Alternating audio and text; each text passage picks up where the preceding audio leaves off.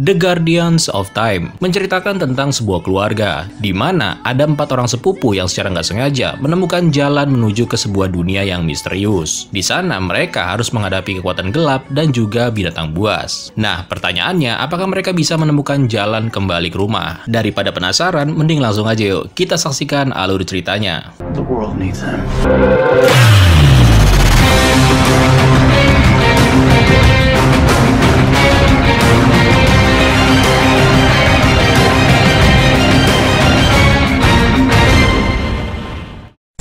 Film dimulai dengan seorang wanita yang bernama Sybil. Setiap malam, dia selalu aja bermimpi buruk. Dia bermimpi tentang dirinya dan juga adiknya yang bernama Alex. Namun anehnya, Sybil nggak menceritakan apa yang dilihat di mimpinya kepada Alex. Mungkin karena Sybil ini nggak ngerti juga arti dari mimpi-mimpinya itu. Nah, Sybil dan Alex tinggal di rumah yang besar bersama dengan kedua orang tuanya dan juga kakeknya yang bernama Papa Nicolau. Dan bisa dibilang mereka ini dari keluarga yang berada. Sybil mahir dalam hal memanah. Setiap hari dia selalu mengasah kemampuannya itu. Sedangkan adiknya Alex sangat menyukai yang namanya berlari. Tapi dia selalu kalah. Singkat cerita, Sybil dan Alex kedatangan tamu, yang ternyata itu adalah sepupu mereka, Theo dan juga Zoe, bersama dengan kedua orang tua mereka. Nah, untuk merayakan pertemuan 4 orang sepupu bersaudara ini, mereka lalu mengadakan sebuah tantangan di antara mereka berempat, yaitu bermain panahan. Tentu aja Sybil seneng bukan main, karena dia kan emang seorang pemanah. Tapi tunggu dulu, masalahnya mainnya nggak pakai busur yang bagus cuy, melainkan busur hasil kerajinan tangan. 3 targets, 3 arrows, no excuses.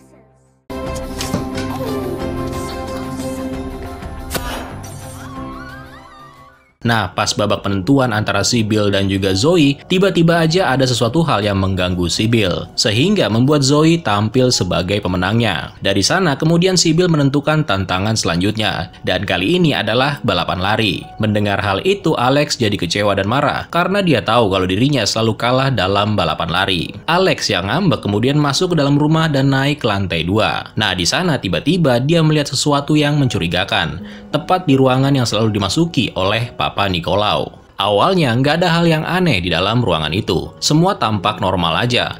Tapi sesuatu terjadi ketika jam yang ada di ruangan terus berputar. Bersamaan dengan Sybil dan Zoe yang lagi balapan lari. Namun anehnya, Sybil seperti mendapatkan penglihatan beberapa detik berikutnya. Di mana dia melihat Zoe akan terjatuh akibat kesandung batu. Dan bener aja, Zoe pun tersandung. Tapi karena udah tahu Sybil dengan cepat bisa menyelamatkan sepupunya itu. Alex yang masih berada di ruangannya Papa Nicolau terus aja nih mengamati setiap barang-barang yang dia lihat. Sampai kemudian dia menemukan sebuah buku. Tapi tiba-tiba mendadak kedua orang tuanya beserta Papa Nicolau ikutan masuk. Untungnya Alex udah ngumpet duluan. Dalam pembicaraan mereka sepertinya sedikit menyinggung pengalaman mereka pada waktu kedua orang tuanya Alex ini masih muda. Termasuk semua barang-barang yang menurut Papa Nicolau aman kalau disimpan di sini. Oke, intinya kedua orang tua Alex ini mau pergi bersama dengan orang tuanya Zoe. Dan mereka ingin menitipkan anak-anak kepada Papa Nicolau. Nah, setelah udah aman, Papa Nicolau yang udah tahu kalau ada Alex yang lagi ngumpet, kemudian menyuruhnya untuk keluar. Dan rupanya si Nicolau nggak marah. Ya, namanya seorang kakek ya, pastinya juga sayang dan akan membela apapun yang dilakukan oleh cucunya itu.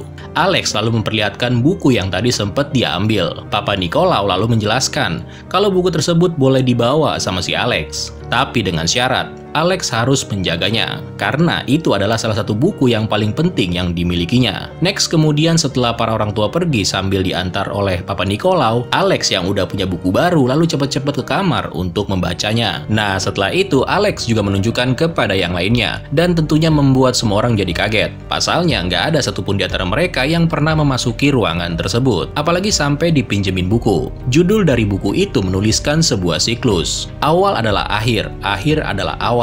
Awal adalah akhir, pokoknya muter-muter di situ aja. Uniknya ketika dibuka, mereka menemukan selembar kertas yang udah dilipat-lipat. Dan ternyata lembaran itu berisi denah rumah ini. Lengkap dengan dapur, ruang tamu, termasuk ruangan milik Papa Nicolau. Nah, menurut denah tersebut, di rumah ini ada sebuah ruangan kecil yang mencurigakan. Dan menurut mereka bisa jadi itu merupakan ruang waktu. Karena penasaran, mereka lalu mulai mencari. Awalnya mereka nggak nemu apa-apa. Karena kalau emang ada ruangan lain, pastinya dari kemarin-kemarin udah kelihatan. Namun setelah Sybil mulai membaca kata demi kata yang tertulis di dalam denah, tiba-tiba Is this it?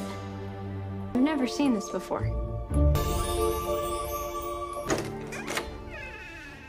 Begitu berada di dalam, mereka semua dibuat kaget dengan apa yang ada di hadapannya. Sebuah ruangan yang dipenuhi dengan barang-barang antik dan juga misterius. Dan yang lebih anehnya lagi, pada saat Zoe membuka pintu masuk mereka sebelumnya, ternyata yang muncul bukanlah rumah mereka, melainkan sebuah hutan. Karena nggak ada pilihan lain, Sybil dan yang lainnya mau nggak mau harus masuk ke dalam hutan. Meskipun mereka semua nggak tahu apa yang akan menanti di dalamnya. Sialnya, pintu yang tadi mereka gunakan untuk keluar tiba-tiba menghilang, di mana hal itu membuat mereka jadi tambah bingung. Sementara itu, Papa Nicolau kini sudah kembali pulang. Menyadari kalau suasana rumah terasa sepi, dia lalu mencari di mana keberadaan Sybil dan yang lainnya. Dari raut mukanya, sepertinya Papa Nicolau ini tahu kalau anak-anak itu lagi berada di dunia lain. Balik lagi ke hutan, di sini Sybil dan yang lainnya menemukan sebuah pintu tepat di sebuah pohon. Mereka meyakini kalau pintu tersebut bisa jadi adalah jalan supaya mereka bisa keluar dari tempat ini. Lewat buku milik Papa Nicolau, mereka mengetahui kalau dengan menggabungkan beberapa tablet batu yang ada di sekitar, kemungkinan mereka bisa membuka pintu tersebut. Akhirnya mereka mulai berpencar, sampai kemudian kekumpul deh tuh potongan-potongan batu yang dimaksud. Dan setelah digabungkan, tiba-tiba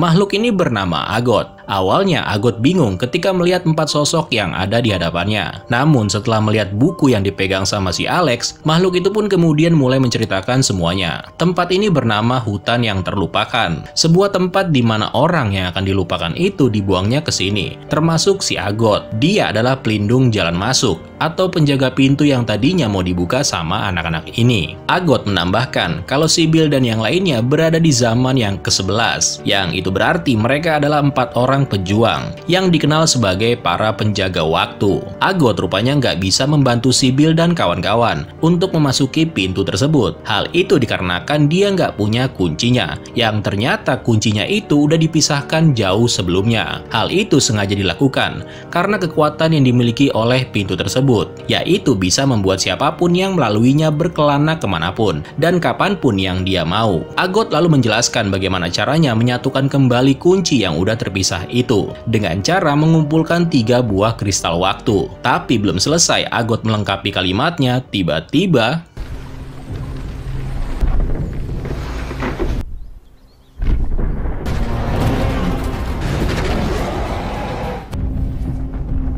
You can teleport. Time works strangely here. Some creatures can manipulate it in subtle ways. di tempat ini waktu berjalan aneh, makanya ada beberapa makhluk yang bisa memanipulasinya. Dalam kejadian itu, Agot dan Alex terpisah entah kemana, sementara Zoe mempertontonkan hal yang lebih aneh lagi, di mana dia secara nggak sengaja menghentikan waktu pada saat seekor makhluk akan menyerangnya. Sybil, Theo, dan Zoe nggak punya pilihan lain selain melarikan diri. Sementara itu, Agot dan Alex rupanya telah berpindah ke lokasi yang berbeda akibat efek dari serangan makhluk yang ada di depan mereka. Untungnya, Alex bisa mengusir makhluk itu, sedangkan Agot kini terluka. Nah, untuk menyembuhkan lukanya itu, Agot lalu menyarankan agar mereka pergi menemui temannya yang bernama Grea. Di tempat lain, Sybil dan yang lainnya terus aja dikejar sama makhluk hijau raksasa. Tapi tiba-tiba seseorang datang membantu mereka.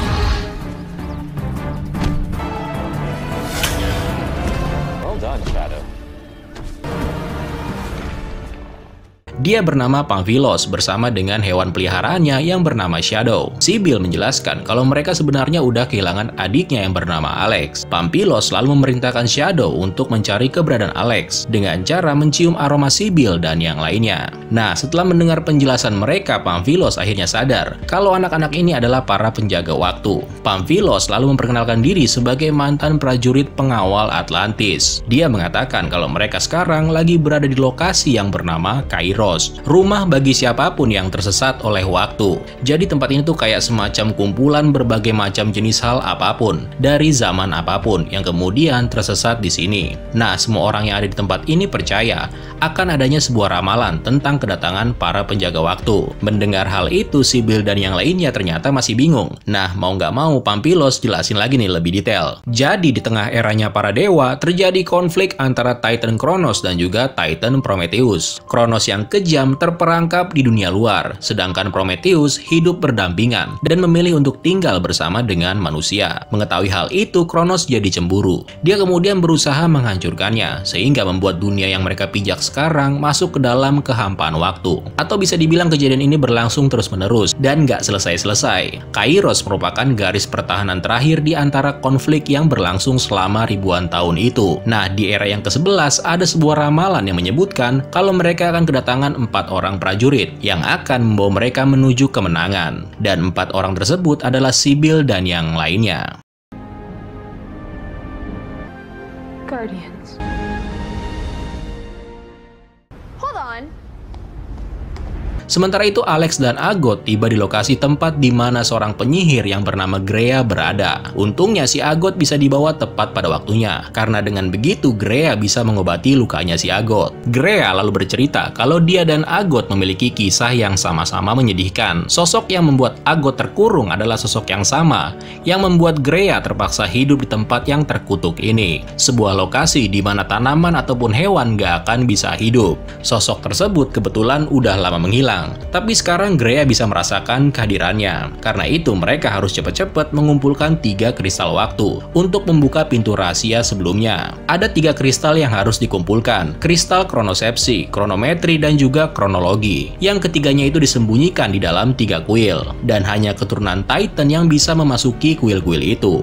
Mereka adalah Sibyl, Zoe, Theo, dan juga Alex. Ya, mereka ini keturunannya Prometheus, alias si Papa Nicolau. Next, kemudian sebagai persiapan, Pampilos membawa Sibyl dan yang lainnya menuju ke kuil Avalon, tempat di mana dulunya King Arthur dan para kesatria berkumpul di meja bundar. Pampilos lalu meminta untuk memfokuskan energi mereka masing-masing, supaya mereka bisa mendapatkan senjata beserta perlengkapan untuk menghadapi semua bahaya di luar sana.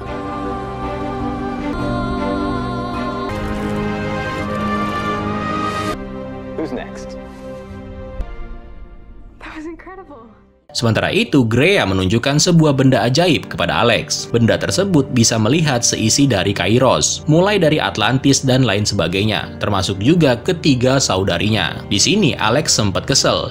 Kenapa mereka nggak mencari Alex? Di mana si Alex melihat ketiga saudarinya itu malah asik-asikan dengan seorang pria. Nah, karena udah keburu kesel, Alex lalu meminta Agot supaya diantarkan ke kuil tempat di mana kristal kronosepsi berada. Singkat cerita, sampailah mereka di pintu masuk kuil. Karena hanya keturunan Titan aja yang bisa masuk, maka si Alex pun berjalan melewati pintu masuk.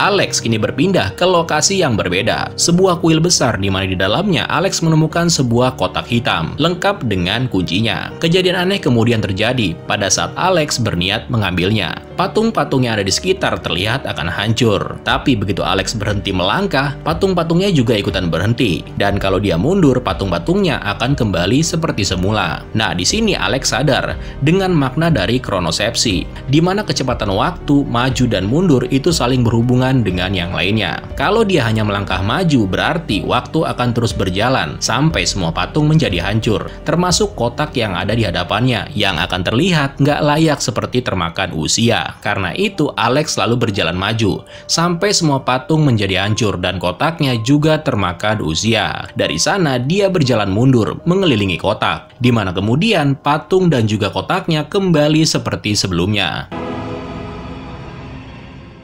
Setiap kristal yang akan diambil nanti itu mempunyai kekuatannya masing-masing. Kekuatan tersebut nantinya akan mempengaruhi kekuatan yang dimiliki oleh para penjaga waktu, yang emang udah mereka miliki tanpa mereka sadari. Seperti halnya yang dilakukan Zoe di bagian awal film. Kekuatannya itu berasal dari darah Titan yang ada di dalam tubuh mereka, dan itu akan semakin meningkat seiring dengan berjalannya waktu. Next, kemudian Sibyl dan yang lainnya tiba di pintu masuk kuil kronometri, di mana waktu bergerak secara tidak teratur.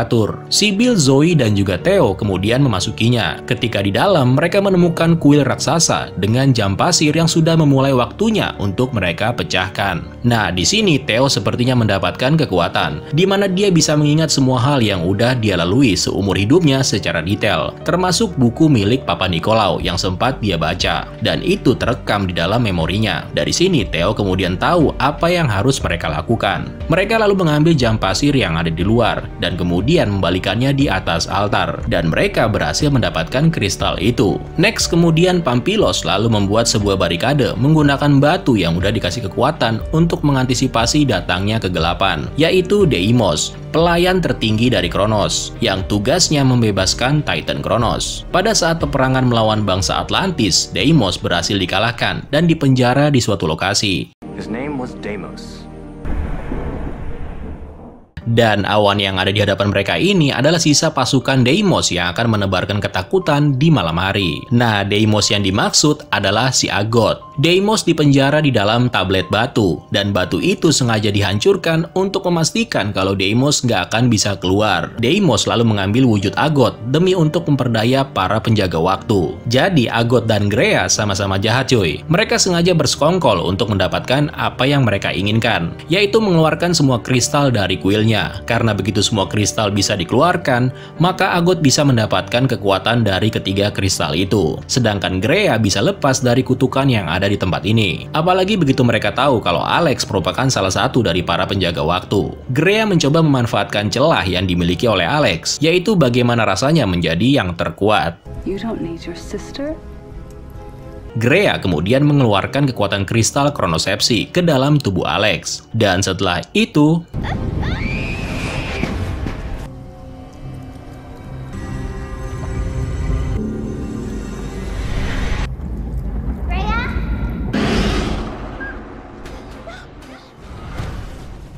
rupanya Grea berhasil mengeluarkan kekuatan yang ada di dalam diri Alex, yang bernama entropi, yaitu kekuatan mengubah waktu, dan itu lebih kuat dari gabungan 3 penjaga waktu yang lainnya. Sybil mewakili masa depan, Theo sanggup melihat masa lalu, dan Zoe mewakili masa sekarang. Nah, si Alex ini bisa menggunakannya sekaligus. Namun sayangnya dengan kekuatan seperti itu, Alex malah berhasil dipengaruhi oleh Grea. Pagi harinya, Agot menemukan lokasi di mana Sybil dan yang lainnya berada. Dia berakting seolah-olah memberikan kabar gembira kalau Alex sedang menunggu mereka di kuil kronologi. Sementara itu, Grea kini coba memperdaya si Alex lagi, dengan mengatakan kalau para penjaga waktu yang lainnya itu telah ditipu oleh Pampilos, di mana mereka sekarang sedang dalam bahaya. Nah, karena Grea nggak bisa keluar dari sini, akibatnya si Alex kepancing dan berniat menyelamatkan saudari-saudarinya itu.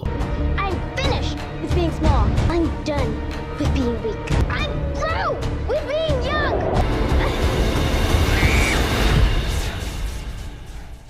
Alex memutuskan untuk menjadi dewasa karena dia udah capek jadi anak kecil terus. Next, kemudian Sybil dan yang lainnya akhirnya tahu kalau sosok Agot yang sedang menuntun mereka ini adalah Deimos. Pampilos lalu berkata kalau jalan mereka untuk bisa pulang nanti bukanlah lewat pintu yang ada di pohon sebelumnya, melainkan mereka harus menggunakan kunci yang dihasilkan dari 3 kristal untuk membuka portal ruang dan waktu.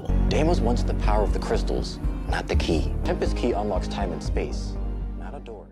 Singkat cerita, mereka kemudian akan memasuki kuil kronologi. Sybil, Theo, dan juga Zoe lalu memasukinya. Namun rupanya sesuatu yang aneh terjadi, di mana mereka sepertinya nggak berpindah kemana-mana. Nah, ternyata si Alex dewasa udah lebih dahulu memasukinya dan mengambil kristal tersebut. Alex yang melihat Pampilos langsung menyerang dan kemudian menyegelnya. Mengetahui kalau sosok yang ada di hadapannya adalah si Alex, kemudian membuat Sybil dan yang lainnya menjadi kaget. Apalagi ditambah dengan pedenya Alex menyerahkan kristal kronologi kepada Agot. Dari sana kemudian muncul monster batu yang mencoba mengganggu mereka. Merasa dirinya kuat, Alex lalu melawan makhluk itu. Sampai kemudian makhluk itu hancur sekaligus melepaskan segel yang mengikat Pampilos. Dengan cepat Pampilos mengucapkan mantra untuk membuka kedok dari si Agot. Dan bener aja, Deimos pun menampakkan wujudnya. Mengetahui kalau dia udah dibohongi, Alex jadi kecewa dan marah. Dia lalu melampiaskan amarahnya. Karena nggak mau kehilangan adiknya itu, Sybil berusaha menyelamatkan Alex. Dan dia berhasil.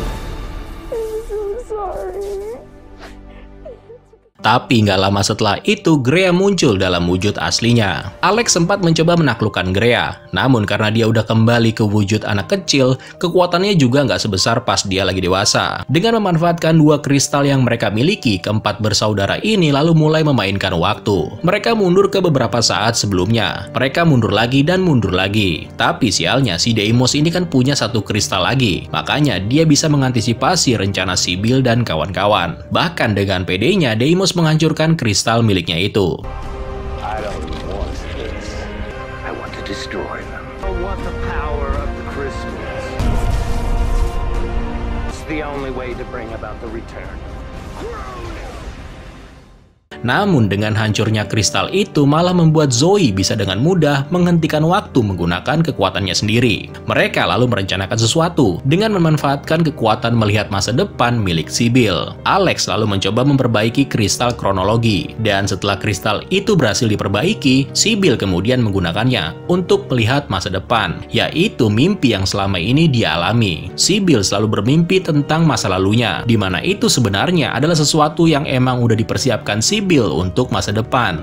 Jadi 10 tahun yang lalu, Deimos sempat ingin menghancurkan kunci yang ternyata selama ini berada di ruangan milik Papa Nicolau. Demi mengantisipasi kalau Deimos datang lagi, Sybil kecil lalu menyembunyikan kunci itu di dalam tas milik Papa Nicolau. Tas yang sama yang dibawa oleh Alex ketika meminjam buku milik Papa Nicolau.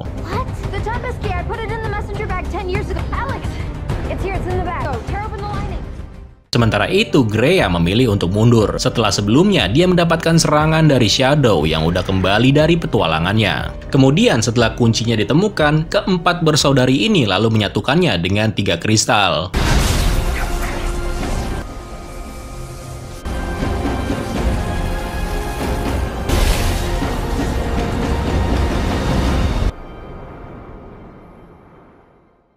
Setelah Deimos berhasil dikalahkan, mereka berempat lalu berpamitan kepada Pamphilos dan kembali ke rumah mereka, di mana Papa Nicolau datang menyambut mereka dengan penuh tawa. Film kemudian ditutup dengan Pamphilos yang bertemu dengan satu sosok misterius. You tell them the truth.